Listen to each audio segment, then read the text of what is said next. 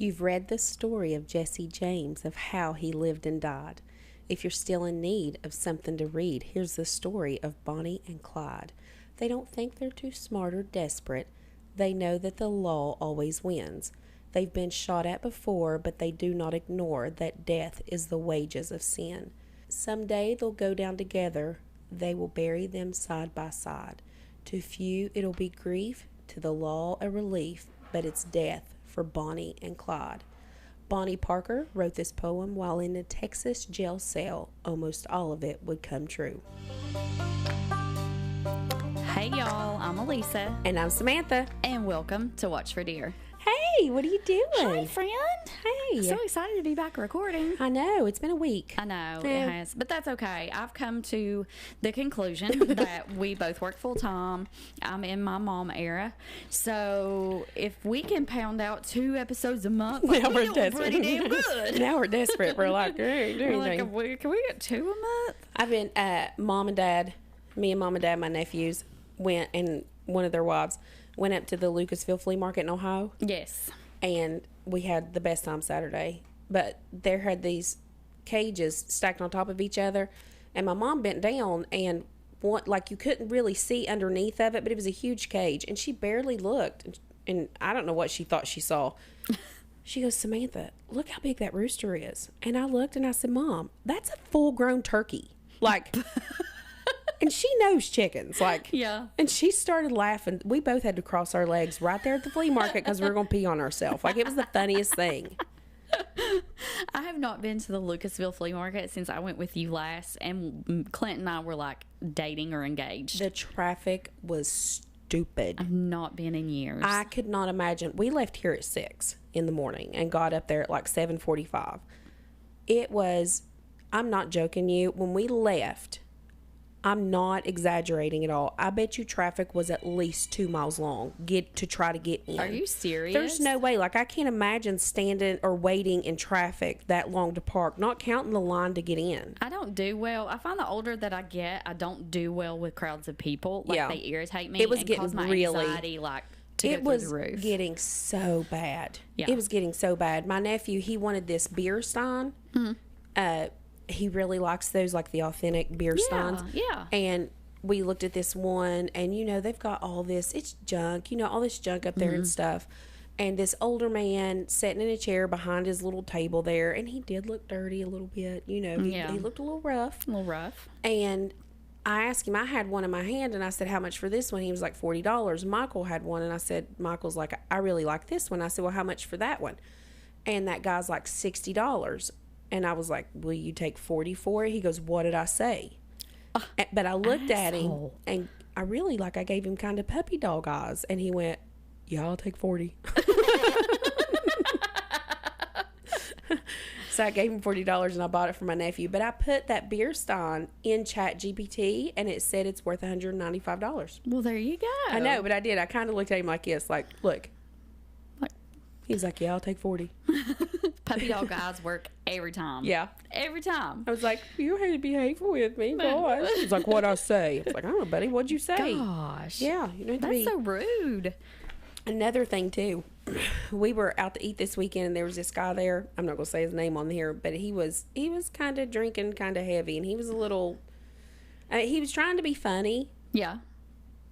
And I'm not going to say not that he wasn't funny, but he was just trying to be funny. I didn't know him. But Scott and I were talking. He was in the same group of people. But he was close, and he could hear what Scott and I were talking about. And honest to God, I don't even know what Scott and I were talking about. Yeah. Couldn't even tell you. Like, we were just having a conversation about something. I think probably my garden. And I was telling Scott something, and he was like, no, I don't think so, blah, blah, blah. Couldn't tell you. Anyways, that guy just looked at me, and he was like, if you were supposed to be making all the decisions, God would have give you a pecker. That's what he said to me. And I said, well, I'm sorry, buddy. Let me run to the house and make Scott a sandwich. Let me go to the kitchen like that. And he goes, well, I want a sandwich. And he goes, I'll go. I want a sandwich. Like, okay. But he was trying to be funny. And I wasn't offended by it or anything. It was actually I actually sat there and laughed a little bit. But that's what he told me. If I was supposed to make the decisions, God would have gave me a bird. I got some words for him. They're not very nice. I'll keep them to myself. He didn't mean it. I keep them to myself. But I did think, gosh, it's a good thing you said that to me and not to somebody else, because I let stuff like that roll off my shoulders. But buddy, I'm not big into letting stuff roll. I let it roll. He didn't. I don't. Like, he was drinking. it would depend. It would depend, honestly, on how much alcohol I had. Well, what would be the point? Me argue, there wouldn't have been arguing with no the drunk. point. And he probably didn't even realize what he'd said. Yeah. Yeah. Yeah. He was a nice guy. Yeah. He was nice enough. Yeah, I think he was trying to be funny. Just being funny. Yeah. Just razzing. Yeah. So we're not drinking wine today. It's Monday. I'm not drinking wine. Yeah. I'm tired.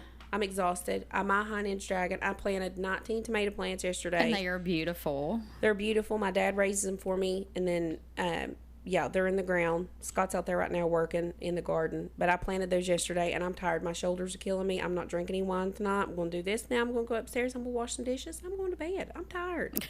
Let's get it on. But I do have a good story for you, I'm excited. and I think it's interesting. I like it. It was hard to do. This story was very hard to do. I've had It was really hard to do. Jody sent me one. What's up, Jody? She sent me one, and I have looked a couple times on this particular story, and I'm not finding a whole lot. So if you guys have suggested us do a particular story, it's not that we don't want to do it. Sometimes it just takes a little more effort to do it, and we have to dig a little deeper. Yeah. So that's going to be one that I'm really going to have to kind of do a little bit more research and find what I can, because some of this stuff you just don't have enough on it. Right. This story, there's not a whole lot. There's not a whole lot about it, because there's no cameras, no videos, and the people that was involved in it are dead, and and so it's kind of like hearsay and secondhand tales and all this stuff. And I would look up one thing and it would say something, and then I'd look up something else and it would say something else, like something totally different. And I was like, gosh. And then I'd put it in ChatGPT, and this story was not easy to do. Yeah. And there's a lot of gaps and stuff to fill in, but people just kind of pluck and stuff and take different stories from people, and who knows if it's the truth or not. Yeah. For so sure.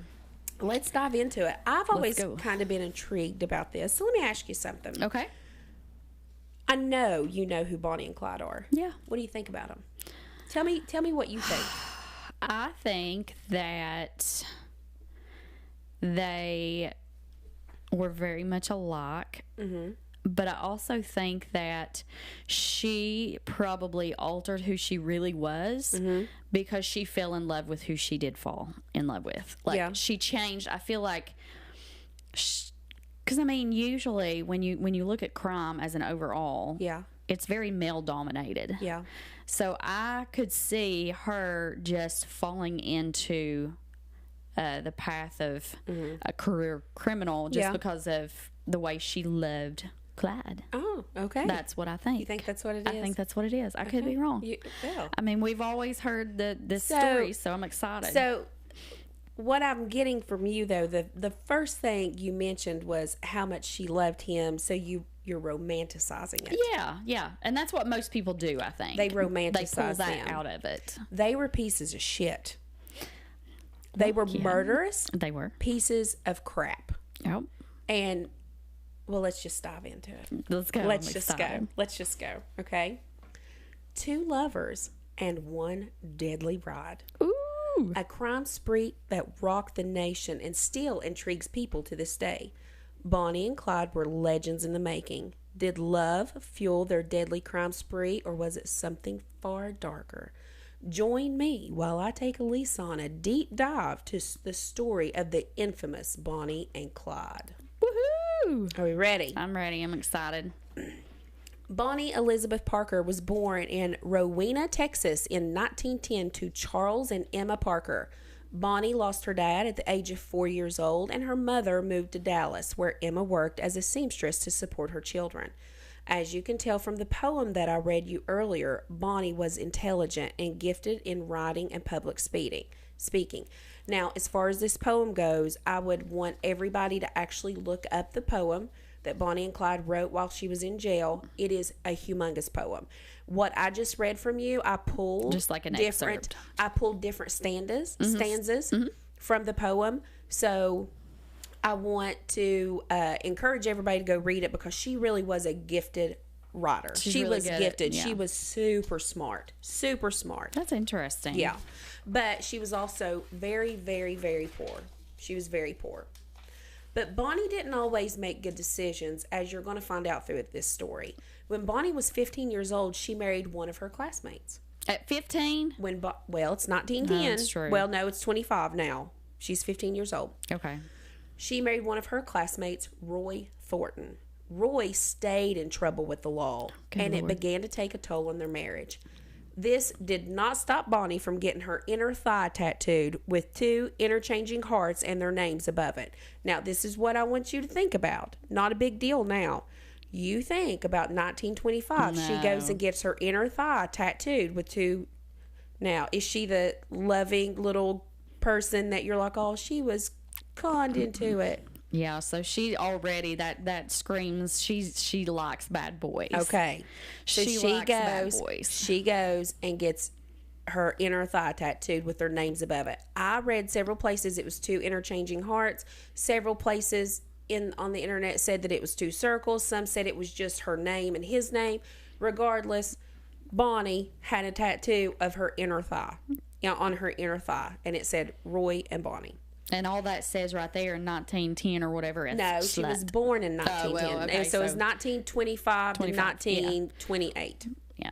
They were married for 3 years, and after they wed, 3 years after they wed, Blah, blah. 3 years after they got married, Roy was sentenced to 50 years in prison for burglary. This ended the marriage, even though they never actually got a divorce, and Bonnie never took off her wedding ring. Never. Oh, that's interesting. She never took it off. So she never got a divorce. Never divorced. Never took off her wedding ring. That's strange. Clyde Chestnut Barrow. That's his name. His middle name is Chestnut. Chestnut. Okay. Was born in Toledo, Texas in 1909 into a very, very poor farming family. He was the 5th of 7 children, and his family was always struggling to make ends meet. His parents were Henry and Cummy Barrow. For a while, they slept under their covered wagon with their kids until they had enough money saved for a tent. We're talking desperately poor. And Bonnie, dirt floor poor. Bonnie was, they were no house, living in a tent poor. Yep. And Bonnie was very poor too. Clyde had always wanted to be a musician, and he had a talent for music. He taught himself how to play guitar and the saxophone. But as fate would have it, his older brother was involved in illegal activities, and he introduced Clyde to a life of crime. Clyde took to crime like a duck takes to water. And at the ripe old age of 20 years old, Clyde was a wanted man. Wow. Bonnie and Clyde met in 1930. Bonnie was visiting her friend Clarence Clay, and Clyde was also a mutual friend and had stopped by. It was love at first sight. Bonnie was a small woman. She wasn't even 5 foot tall and weighed around 90 pounds. Oh, wow. I didn't realize she was that small. She was tiny. Wow. She had light brown hair and pretty blue eyes. She had high cheekbones and a sharp jawline. She was known to love fashion and often wore a beret and tailored dresses. She carried herself as if the world knew who she was, and this made people take notice of her. Clyde was around 5 foot 5 inches tall and weighed about 150 pounds. Now, that being said, I have found anywhere that he was 5'8" to 5'3". I had to look up a picture because I can't. And we're going to post all these people and stuff, these pictures and everything that I'm going to be talking about, the poem, everything. We're going to put on our Watch for Deer on Facebook. Yes. So I found that Clyde was 5'8", he was 5'3", he was 5'5", he weighed 120 pounds, he weighed 100. So the most accurate thing I could find is that he was 5'5", kind of a little muscular, weighed around 150 pounds. Yeah. They said he was kind of lean with dark brown hair and usually had a very serious look on his face. Yeah. He was often seen in a tailored suits and sported a fedora. He was described as having a rugged appearance. Yeah. Now, I don't think he had a rugged appearance. I think he looks handsome. Like, looking at these pictures, I'm looking at him, and he does. I mean, you can tell he's not that much taller than she is. I know. But I'm sure she has heels. Listen, I'm telling you, it's hard. Like when you're starting to look all this up, because like one thing will say one thing, another. You know, I'm sure one of them's true, but my Lord, there's only so many hours in the day I work. Yeah.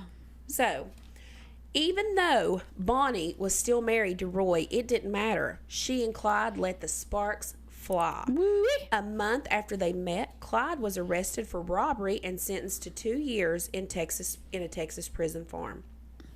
Bonnie smuggled in a gun to the prison, and Clyde escaped. He was quickly recaptured, and this broke Bonnie's heart. Aww. Fix my microphone. Her here. lover got kidnapped. Got well, and two, again. she smuggled in a gun. She smuggled in a gun. Her prison purse. I swear, you know when I was typing that. Listen to me. When I was typing that, and I said she smuggled in a gun, I thought to myself, please, Lisa, don't say that. Please don't say that, because I knew that's what you were going to say. Where she put it in her prison purse. Nowhere can I find that she put it in. Just no. We just know that she did. No. If she smuggled it into the prison, it was in her prison purse. No, ma'am. Yes, Anywho. Carry on. This is a very significant part of where stuff goes awry. During the capture is when Clyde would commit his first of many murders. The prison that Clyde was in was very harsh. It's a work farm. Okay. So you can imagine, you know how harsh Texas is anyway. Very hard-nosed, busting rocks. Yeah. So he was in the Eastham prison farm. It was known for its brutal conditions. Clyde, who was sentenced to 2 years was being assaulted repeatedly by Ed Crowder. Now, so what I have read is that it happened once, and then I've also read that it happened many times. But fact remains is Ed Crowder raped Clyde at least once and maybe several different times. And if you think about it, Clyde was a small man. Yeah, he didn't look very big. Now, who was Ed? He was just a guy in prison. Just another prison inmate. That was assaulting Clyde. Okay. I just wanted to make sure it wasn't like an officer or like an employee of the prison. It was just another guy in prison. Okay. And when Clyde was only 21 years old, he took Ed's life. He killed him. Listen, he was being assaulted. I have no issue. I don't really have an issue with this at the moment. I don't have, I would do the same. So the murder was an act of self-defense. Absolutely. And Clyde didn't face any added time because another inmate that was serving life took the blame for the murder. See, he was already serving life in prison, so he said, I killed Ed. Oh, but that's interesting. Clyde was the one who actually killed him. Well, I mean, if he liked Clyde, he's already in there for life. What are you going to do? Be like, I did it. Yeah. That's interesting. Clyde was out of the prison farm in 1932, and he said he would never go back to prison again. No matter what he had to do, he would never go back. I can't say I don't blame him. So if it's number one, hard nosed, like what we're talking about, like a work prison, and then he's experiencing that, I can see where he's coming from.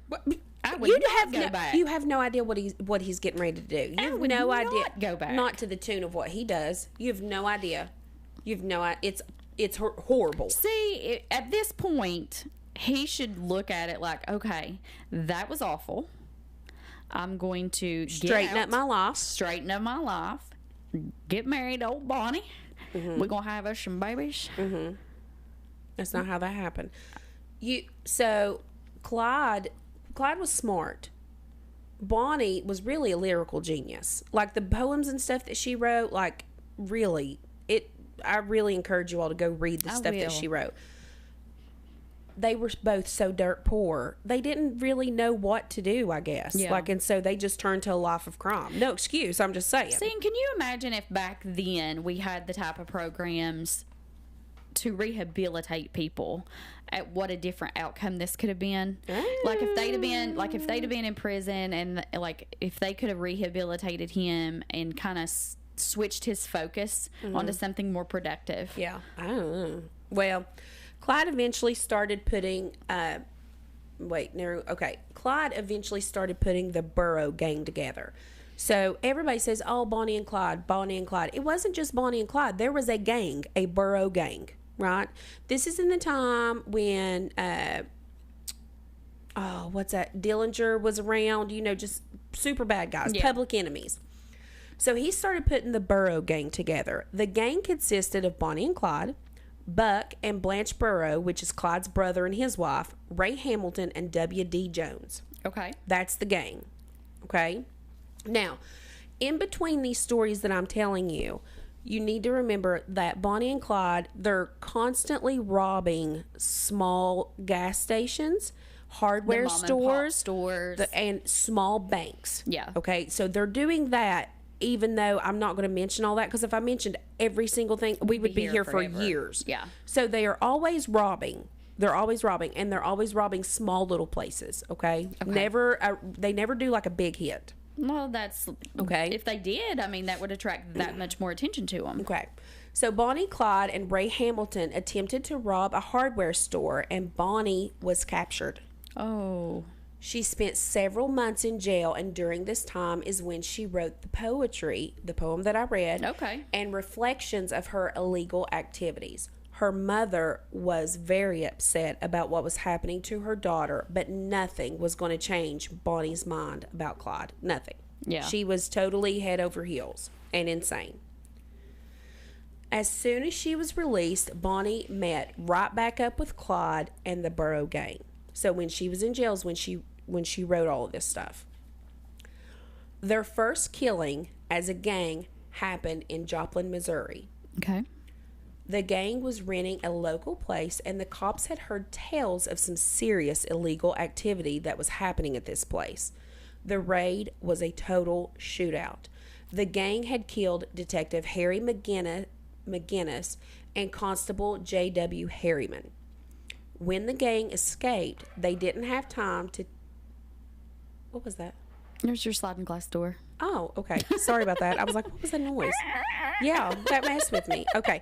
It was a total shootout. The gang had killed Detective Harry McGinnis, Constable J.W. Harriman. When the gang escaped, they didn't have time to take their things with them, which included pictures, poems that Bonnie had composed in prison, and stories that she had also written about the gang.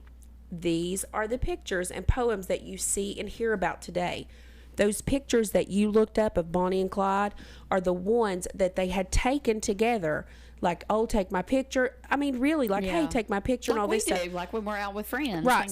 So the shootout happened. They couldn't take their stuff with them. So all the pictures of Bonnie and Clyde, all those pictures that you see with them with the guns and stuff were left behind. Those were their personal pictures. That's the only ones they had of them. Yeah. These fun, loving images are the ones that made Bonnie and Clyde famous. People often romanticize that these two are whimsical lovers on the run from the big bad cops. However, the truth is that this is a group of people that are mowing down anyone or thing that stands in their way, and the Barrow gang left a very long blood trail of police officers and civilians alike. They are cold-blooded murderers. Wow. So that's how you got the pictures of today. So the ones that we post on Facebook, it's because they were raided and they couldn't grab their stuff. They had to go. It's fascinating. The gang ended up in Dexfield Park, Iowa, to hide out. During the last shootout, Buck had a serious head injury because of the gunfight, and travel was not happening for them. It was not possible. He was seriously injured. Buck was seriously injured in that shootout. They never, that I can find, maybe you all can look it up, and find it better than me. I can never actually find what happened to him in that shootout other than it was a serious head injury. So I'm going to say that he was shot in the head. I mean, that's probably... Maybe he fell and hit his head or whatever, but he had a serious injury and couldn't travel. So they were hiding out. Yeah. Clyde would drive into town to get supplies from time to time, but some of Clyde's actions were making people suspicious. No matter where he went in, he backed the car up into the parking spot and left the motor running. He was always ready to get away. And people had noticed bloody bandages in the trash can at their hotel, and this caused concern enough that the police went to intervene because they were looking for Bonnie and Clyde. Yeah. Law enforcement were already looking for the Barrow gang, so when they showed up this time, they showed up with around 50 police officers. They showed up ready to battle. A massive shootout erupted and bullets went flying. Some have said that it is recorded that 168 bullets were shot in under 3 minutes. Buck, this time, was critically wounded, and his wife, Blanche, was captured. Bonnie, Clyde, and W.D. escaped by running and later stole a car and took off down the road. Remember, Clyde said he would never go back to jail. Buck died from his injuries a few days later. Blanche was sentenced to 6 years in prison for assault with intent to kill. After prison, she remarried a guy named Eddie Frazier. She lived a quiet life and passed away at the age of 77 in Texas. Do you think that she got off on a sentence because she was a woman back then? Absolutely. 6 years is nothing. Absolutely. Absolutely. That's nothing. Yes. I 100% think that, yes. Okay. That's what I was thinking when you read that. I was like, Two police officers approached Bonnie and Clyde's vehicle unaware of who they were and that the car was stolen. Clyde and the gang ambushed the cops and kidnapped them. After several hours of driving around with the two officers, Bonnie and Clyde decided to release Tom Purcell and Percy Boyd unharmed. Many other officers would not be so lucky. So now they're mowing down anybody that they can, and now they just kidnap these two cops and then they let them go. It's almost like they're taunting police. They're like, you've seen our faces now. Right. Like, you tell them Bonnie and Clyde had you. Clyde Barrow had a deep hatred for the Texas prison system. He wanted revenge on the prison system that had treated him so cruelly during his time in there. He had come up with a plan to free his criminal buddies and get some revenge on the prison farm. So Clyde's saying is he wanted to make, in my opinion, and some things that I read, at this point he hated the prison system and the cops and stuff so bad, he wanted to make them look stupid. Yeah. Clyde, Bonnie, Floyd Hamilton, and Jimmy Mullins hatched a plan to get weapons into the prison. Long story short... In a prison purse? No. No, they did not. Ma'am. Long story short, they put weapons in an inner tube and put them in the drainage culvert. In a prison? Oh. Okay. In a drainage culvert, what kind Elisa. Of drainage culvert? One that goes underground. Joe Palmer, who was serving 25 years for robbery, was on the inside and retrieved the weapons from the culvert and hid guns in his prison mattress. Now listen, Blanche got 6 years for kind of murder, and he got 25 years for robbery. Yeah. Okay. Yeah, see? That's what I was thinking. I was like, that's where she's a female. Back then, they couldn't comprehend that a female could do such a thing. Right. She had to be antagonized, I guess. Yeah. And coached into it. Like she couldn't. Surely a female could have done that. No way she could have had the brains to pull that off. Right. So word got out and reached Henry Methvin and Hilton Bobby, and they also wanted to take part in the escape. So they're in prison. Okay. January 16th, 1934, all hell broke loose, and the Barrow gang quietly waited in the woods while the prisoners killed Major Joe Crossan and finally met the Barrow gang in the wood. They got out, they killed one of the wardens, and they got out and they met him in the woods. Texas law enforcement was humiliated, and this sealed the fate that the Barrow gang and Bonnie and Clyde were now public enemy number one. Right. So you also have to know that even though, like I'm telling, like the main things that happened, they're still knocking over these hardware stores, these little banks and stuff. That's still going on. Well, because I mean, they don't have a job, so they're stealing to eat. Yeah, they're stealing gas. They're stealing. And they're stealing though because they want to, not because they're stealing. Right. But what I'm saying, if they are a career criminal, they're career criminals. They're stealing clothes. They're stealing everything. Yes. Everything. And yeah. So anyways, the hunt for the gang was bigger than ever now, especially with the murder of Major Joe Crossan. Bonnie and Clyde, along with their new friend Henry Methvin, were still robbing banks, robbing stores, and doing whatever they wanted. Just a few short months after the prison bank, two young officers, E.B. Wheeler, and H.D. Murphy, were patrolling on motorcycles. They approached the gang's stolen vehicle. Henry Methvin and Clyde Barrow opened fire, killing both young officers. The officers never had a chance. Their pistols were still in their holsters. They were both newly married, very young men. The nation was outraged by this. I'm sure.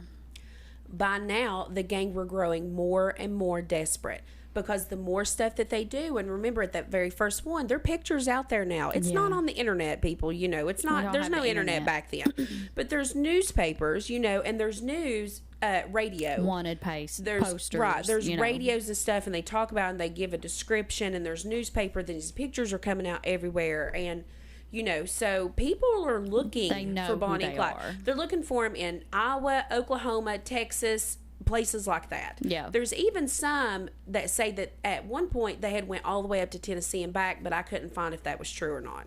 Interesting. So, anyways, by now the gang was growing more and more desperate. They were in all the papers. People were talking about them all over the nation, and no place seemed to be safe. They were literally public enemy number one. Yeah. Number one. Yeah. Just a few days later, they were driving in Oklahoma, and their stolen vehicle became stuck in mud. Someone passing noticed all the guns in the stuck car and alerted the police. No. Once again, bullets flying. This time, Constable Campbell was killed, and they left him in the middle of the road. Police Chief Percy Boyd was taken hostage. I don't understand what the reasoning of taking. Is it just a taunt? They're taunting the police, and they're insane. Bonnie and Clyde are insane. I mean, you've already killed so many people. Why kidnap them? They're insane. Are they feeding Elisa. off that terror? That's what I'm saying. People are like, oh my God, Bonnie and Clyde, they loved each other and all this stuff, and they were, you know, going all over and robbing. No, they were murderers, and they were insane murderers. Yeah. Bonnie and Clyde drove their hostage, Police Chief Percy Boyd, across state lines to Texas. They eventually released him unharmed. When Boyd was asked what exactly happened, he told a story of a woman who was polite to him, who gave him a clean shirt to put on because he was shot. Yeah. They had shot him. And he said that she had asked him to spread the word that she, in fact, did not smoke cigars. So, what this is, and you'll see the picture on Facebook. I've seen it on there with her pistol. There's a picture of her holding a pistol. Okay, it's in front of a stolen vehicle. Mm-hmm. She's got her foot up on the bumper. Yep. She's got a pistol on her side, and she's got a cigar in her mouth. Yep. See, these were private photos. Right. That picture got out, and she looked so brazen in that picture. Yeah. Like, the hell with you all. Yeah. I'm going to do what I want. That's one of the pictures that they ran in the paper. That was never supposed to be run in the paper. It was a private photo. She was pissed because everybody thinks that she's smoking cigars. So she's super polite, and she tells, gives him a clean shirt and stuff. She's like, hey, make sure you tell everybody I don't smoke cigars. Right? That could have been the very reason that they kept him alive. So she could tell him that to tell people. To me that was where her mind went during all this. It's like, that's a bad period. Please don't post that on TikTok. Yeah. So people could not figure out what they were about. One minute they were ruthless killers, and the next they were taking hostages, treating them kindly, and then letting them go. These people who have killed at least 2 civilians at this point and put multiple police officers and robbed, stole, and hurt many others, and they're just letting them go. Like they're picking hostages and letting them go. That doesn't make sense to me at all. So, and remember Henry Methvin, the guy from the jail? Yes. The newer gang member that helped with the jailbreak. Well, his dad's name was Ivy Methvin, and he was working with the police to help them catch the outlaws for a lighter sentence for his son. Oh. The police wanted to ambush the Barrows, and Ivy wanted leniency for his boy. It's unclear if Henry knew that everything he told his dad was going straight to the cops. Some reports suggest he knew, while others say he had no clue. I wonder, there's no way to verify that. In a sense, he could be like, oh shit, I'm in too deep. Like telling his dad, but like, we gotta find a way to get me out of here. I just don't know how, I believe that Henry was in on it also. I think he was in on it also. But there's nobody, maybe somebody does know and I don't. Yeah. So, Bonnie and Clyde laid low for a bit, and the last thing that they did before their world came tumbling down was rob the First National Bank of Stuart, Iowa. The exact amount that the Barrow gang would get when they robbed these places is really unknown, but the amounts were almost always very modest. The gang preferred to get tiny amounts of money and easier getaway instead of getting a ton of money and possibly getting caught, which, I mean, they were still getting caught. They were getting tiny little amounts of money and still getting caught. Yeah. During all the time, a Texas Ranger by the name of Frank Hamer had been tracking Bonnie and Clyde, and that Henry Medvin's dad, Ivy, was helping him. So during all of this stuff now, they're still, like I said, even though I'm not mentioning it, robbing tiny places. Going all over, the South, the Midwest, the South down there. They're all, and they're still robbing little hardware stores, robbing tiny little banks, all this stuff. And they're tracking them. Now they're tracking them. Ivy knows where Henry's at, and they're tracking him. He's helping the cops. They're leaving a gingerbread trail is what they're doing. And they don't realize that they've got somebody on the inside. They have a mole. Yeah. Frank Hamer had been tracking Clyde and the gang, and he started to see a pattern. He'd come back. Clyde and the gang would come back to his home in Louisiana every little bit, and that this was the place that the gang had designated to meet up if they ever got separated. So if we get separated in Oklahoma, go home. Yeah. Go to the house. So, hold on, my arm's itching. You got skater bites. Got skater bite.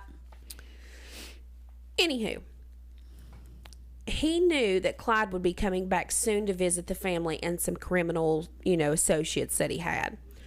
Ivy, Henry Medvin's dad, agreed to set up on the side of the road in his truck. He knew that when Bonnie and Clyde saw that it was Henry's dad, they would stop to help.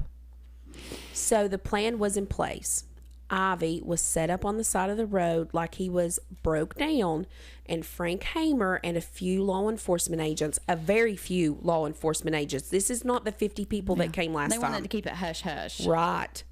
Waited for the plan to come to fruition. So Ivy is on the side of the road, back in the hometown. They know they're there. Bonnie and Clyde, they all know who Henry's dad is. He's broke down on the side of the road.